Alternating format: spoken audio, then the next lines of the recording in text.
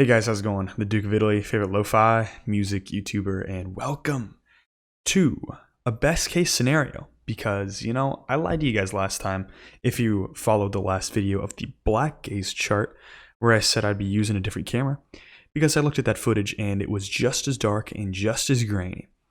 And what I think happened is just the fact that I'm in a dark environment. And what I mean by best case scenario is that this is kind of an interesting image.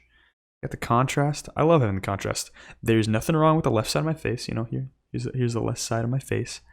Not much wrong with it. I mean, I got a pretty brutal sort of a widow's peak up there. But, that's not what matters. Because today we're talking about beautiful stuff. Because we are actually finishing. We are completing the final part of the Loveless portion of the Shoegaze chart. Now, this is not every album on the Shoegaze chart. We're about like 60% through the entire thing. Next would be the slow dive and ride portions. Those are two different things. I'm probably going to go with the ride portion first. If I don't, don't be too upset because maybe I'll go with the slow dive version first. I just have the thumbnail ready for the ride version, and that's my only real concern coming up. But, I think I'm going to be done with Shoegaze for the year because it's almost October. And that means we're on to some cult content, and then Nothing But Black Metal in November, then Classics Month in December, and of course, Genre January, which I am so hyped for this year. I don't think I've revealed what I'm talking about yet, but we'll get into that some other day. Forecast aside, today we are doing the final little branch of what we were just looking at in the Shoegaze chart. We went all the way from basically right before Were. I don't even remember what came before Were because what matters that much. And we are finishing this little branch here. We had the exotic instrumentation, and then we go down into what next is Candy Claws.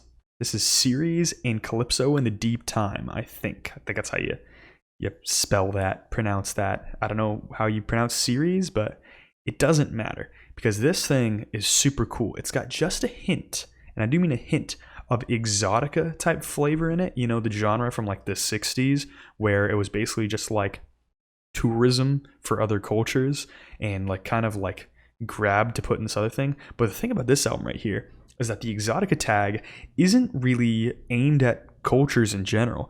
It's really just to mimic the 1960s sound, because this album is almost like a love letter to the 1960s sort of like soft pop, like radio pop back then. I don't know if radio pop is the right thing, but like traditional pop, like group little teeny bopper pop. You know what I'm talking about. But it is a dream. The production on this thing couldn't be overstated because it's just sublime. I say that word quite a lot in this series because it describes beautiful things, but here it is so lush, so gorgeous. So you can just look at this cover and imagine living in this spot. It's like something Hawaiian, something tropical.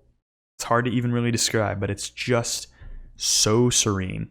But it's also got like layers of noise to this thing, like all the guitars are just interweaved in this fantastic way that makes everything so beautiful. Basically, think of Beach House, but way better.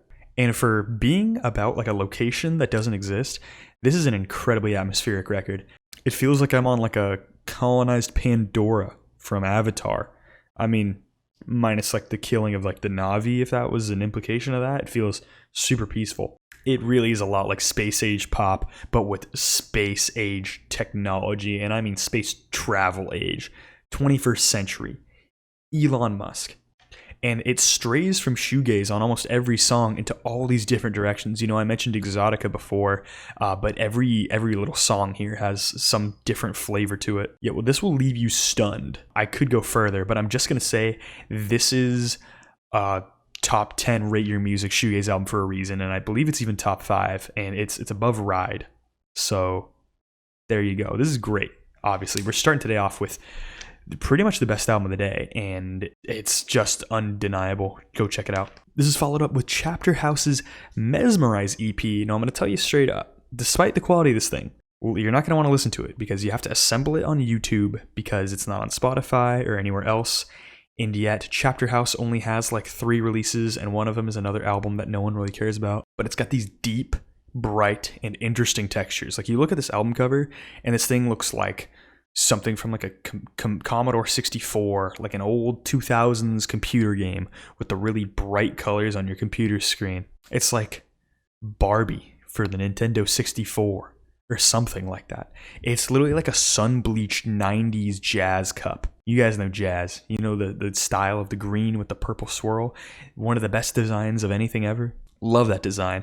But that's what this album sounds like. The sort of tonal drums, like they have like notes to them. I don't know if it's like an African style of drum or like a slotted wood block that they're playing here, but like the toned percussion as well as the bass that links up perfectly with it makes this whole thing sound just ridiculous, along with the huge, immense layers of guitars. The song Summer Chill is actually incredibly numbing, and it's amazing. And we've covered one other Chapter House album on this channel here, not an EP, but it was a Guzik album all the way back, and we're actually going to mention it again when I kick this series up again eventually. But this might be the best thing Chapter House ever did. I definitely give it a great. But like, don't stress, because if you can't find it, it's not the end of the world. I don't even know if you can get a physical copy of it, and I don't think the band like exists much anymore. So, I mean, only so much of a listening experience you're missing out on. And now we go back to Loveless, and in one episode, we are starting and finishing a whole section, and it says Loveless, and you point to it, and it turns Japanese. Really weird change there, because it's basically just like, here's 8 albums that's entire contribution to the scene is that they're Japanese. But the quality does speak for itself. There's some good moments here, like the band Luminous Orange with their album Drop You Vivid Color, rather. There's no your, even though this doesn't make sense, but it's fine, because this thing will stun you. Screeching, abrasive guitars and layers of it. Every single track brings something new. Some of it is sludgy, some of it is roaring, some of it is screeching, some of it is industrial borderline. It's very varied performance here, but it's always going to leave you wanting some more, because it's just awesome.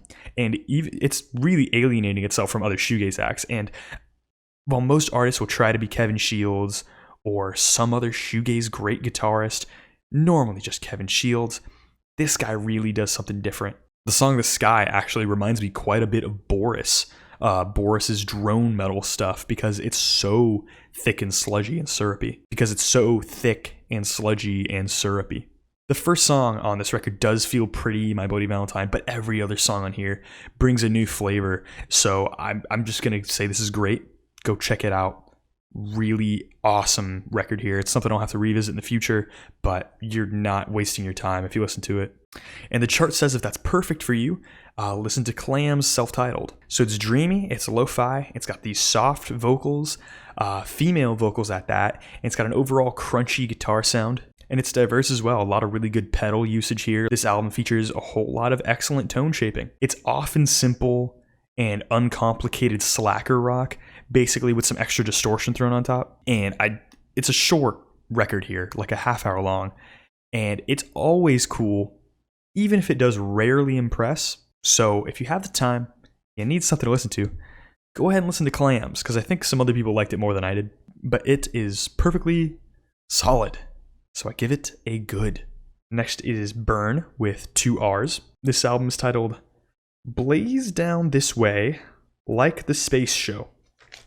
Bit of a mouthful. And this thing's cool because it's another 30-minute album here, 32 minutes to be exact, which kind of makes it a really easy listen. I do like when I get these softballs thrown at me and I can just crush it. But it's lo-fi, which is nice too. And you get these really soft vocals that have borderline 0 reverb. I want to say actually it has no reverb, not even like natural room reverb. They feel kind of flat, but it's in a way that's really supporting this production style. And it's like it's placed on top of everything. And it sounds super cool. Occasionally there are these fluttering little arpeggios that like fill up the mix and really add some nice melodic elements to it. The lead guitar is really nice. It's got these bright melodic moments. I gotta say, my favorite song on here is Shut My Eyes. That thing is a trip. And while it's not that crazy of an album, it's far from bad, so I do still call this good. And next is Well, maybe? Whale, maybe? Oeil? I don't know. But this is Urban Twilight, and this is an EP, just 21 minutes long. So it's nice. We're getting the shorter releases here, especially after listening to, I don't know, 71 Shoegaze albums in a row. I'm kind of glad we're winding down here to shorter releases because, let me tell you, after this many, it's not as fun. So this one's pretty spacey. The vocals have a nice place under the mix, kind of buried. It's like a more muddied up My Bloody Valentine, but it does sound pretty rad, to be honest. It is another really pretty release here, but doesn't stick out that much. So I don't really complain. I gave this a good. That's kind of my problem with the last 3 releases is they do exactly what the chart said they would, and it's that they would sound kind of like Luminous Orange, except they don't really sound like Luminous Orange. They just kind of all sound the same to each other. And then we get the more variety tag, I guess, with, and let me pull up my sheet to pronounce this, Kinoko Taikoku, with the album Eureka. I can pronounce Eureka. California. It's our state motto, if you didn't know. And this is a really cool post-rock tinged album that is very dreamy. There's a really thick low end built upon from the bass and the guitar. It's fast and it's poppy, as J-rock tends to be, but it's got a nice dip of that flavor. The song Another World has a great hook that even I could recite. But for me, it's the singing that ties it all together. This female vocalist here has a phenomenal voice, and it really just puts it all together. It's not even like that much character, but it just works so well. All these names here are Japanese with Japanese characters even, so I couldn't even pronounce it because I can't read it. But the 9th track here is amazing. That's all I can really say about it because I can't say the song names, but I will give this thing a great because it's awesome. And next we get Crystallized by Tokyo Shoegazer. Music time. Music. Look at this man. Look at the guy right there. Sorry. That guy. Music. Now what I'm wondering is, what is that cat doing with a rat pedal? Is he going to make some black metal? Is he making some drone metal? I don't know. But I hope this cat is okay. And this album came out a while ago. So Tokyo Shoegazer, if you're watching this, I want to know, how's this cat doing? Unfortunately, I don't need to hear your album again because I've reviewed it once. I didn't particularly love it then, despite my a bit more amateurish opinions at the time. But this thing has got more dosages of post-rock, but it's different this time, as a few of the tracks stretch way too long with these really meandering rhythm sections that don't really move anywhere or towards anything. It's just kind of like this block of post-rock that you've got that doesn't really go anywhere. And it's not even like Akon Katri or some other like abstract, less than 2-minute post-rock artist where it's like some bizarre wandering. It's pretty standard stuff. But I will say a good chunk of these are pretty varied. There is not a song here that sounds bad. But I will say the A side, the first half of this record, is very solid. And if you're going to check out anything, I do recommend that. Even if the B side is unremarkable, but remarkably average. So I will give this thing an okay overall. There's still some stuff here worth checking out. Next we get Heartfield with True Color, True Lie. So here you get some really beautiful and bright and hazy guitars, but it is stagnant and never shifting. The guitar tone doesn't do much, there's no whammy bar. There's not a lot of bends, not a lot of pedal shifting around. Doesn't seem like there's a whole lot of post-production work here. The song Strangers When We Meet is a fantastic track, and I recommend that one that you guys check out, but most of this album is actually rather boring. Also, the closing track is another amazing song here, but most of this album is pretty unremarkable, so I'm going to give this one another an okay. My grammar's not making a lot of sense. I need to sleep, but let's cover this last record here, because it's a doozy. It's a doozy. Hope you're ready, Chica bros out there, if you're waiting to see Chica. But we got Hatsune Miku up next, actually. This album is by various artists. It's called Milk Gazer Volume 1, and the direction pointed here is Vocaloid. If you don't know what Vocaloid is, if you're one of the few people that doesn't know what that is, and you're here just for shoegaze and you don't get internet memes too much, it is Japanese AI-generated vocals. I don't know if someone recorded a bunch of words first, but here it's literally robot women singing. And the most featured one, even though there are a ton of different bands here, the most featured vocalist is one Hatsune Miku. You know, the girl with the leak. I remember girls in middle school dressing up as her. What a nightmare. Let's put Gura on a Shoegaze record. Gosh, if you guys blast me for that in the comments down below, I'm gonna be upset, dude. I used to just watch her play video games, man. I just used to pass the times because I was bored. But fine, now I listen to 2 Dungeon Synth albums a day, and a Shoegaze album, and a black metal album, and a daily album, just so I never watch Gura. So you know, you can't ever make fun of me. Of course, this is not including any friends that I may or may not have. I'm gonna stop talking about that. Let's talk about Milk Gazer. Yeah, this thing is shockingly good. I am not the first person to mention this, nor will I be the last. But you get a pretty awesome little Shoegaze record here. It's on the longer side. It's at 51 minutes, and at where I'm at on the Shoegaze chart, where I've listened to so much, and especially quite a few little 30-minute records recently that really don't bring a lot to the table. It's something I'll have to re-listen to maybe in the future, even though the Vocaloid is like not my thing. But yeah, it is all over this project here. The vocals only come from Vocaloid, and the nice thing about it, you can only tell if you're really paying attention. It's like, it sounds just like a girl singing for half the record. Points, there are some cool minor electronic additions like keyboards and almost like a dub reggae bass style that is fun. I will say, you do have to be in the mood for this record. You have to be happy accepting a Vocaloid, but you know, I'm gonna give it a good. And you know, maybe on another day it'd be great. But that is that. It appears that next time I'll cover Slowdive or Ride or something like that. But I'm probably gonna take a break for the rest of September. How's this chart so far? We are 7 parts deep into this thing here. Pretty good.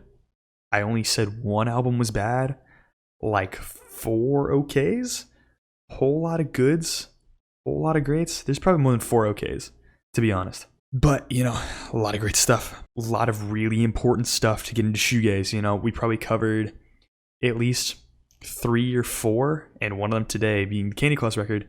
We probably covered like a bunch of the top 10 most important Shoegaze records. Probably 5 of the 10. So, you know, that's something you can be asking for.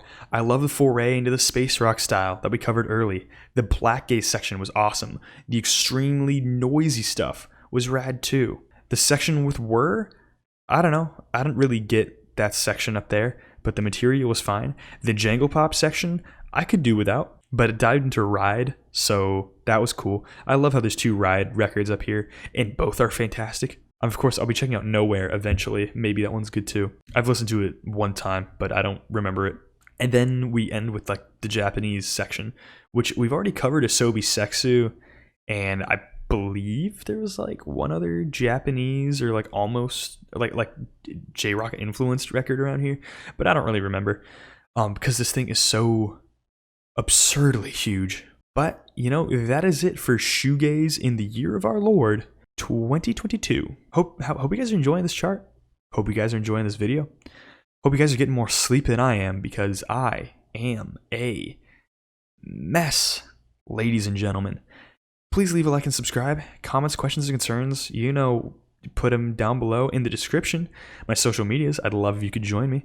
And my Discord page, we love to talk about Shoegaze and other things. So please consider joining, you know, it's a good time. And I hope you guys are excited for the next video.